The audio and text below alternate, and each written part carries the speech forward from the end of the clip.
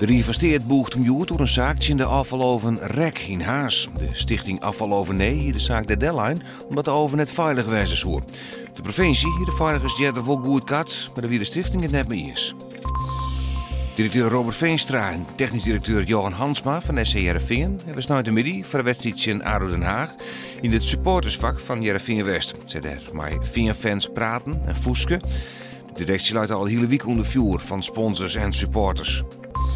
Sven Kramer het juster bij Oermacht zegt de allround vrouwtitel op zijn namerskreun in het Noorse Hamar. Op de afsluitende 10 kilometer hield Kramer een uitkiende race. De ridder van het Heerenveen woon in een tijd van 3:86 en die daarmee krijgt rapper als de Belg Bart Swings. Irene Wust pakte in Hamar haar 4e allround vrouwtitel. Zo'n 4 van de meesten hebben juist de midden op het Ceylon in Ljouwert de Harlem Shake doen ze. In 30 seconden maar dat zo volle mogelijk meesten zo gek mogelijk bewegen. De organisatie in Ljouwert woe van deze Harlem Shake de grootste van de wereldmaatje. Maar roepen wij 4 van de deelnemers is in elk geval een van de grootste van Nederland. Vannacht leidt de temperatuur om het vriespunt heen en kan er mist van komen. Morgen een beroemde loft, het blijft dan droog en de temperatuur is op een graad 4.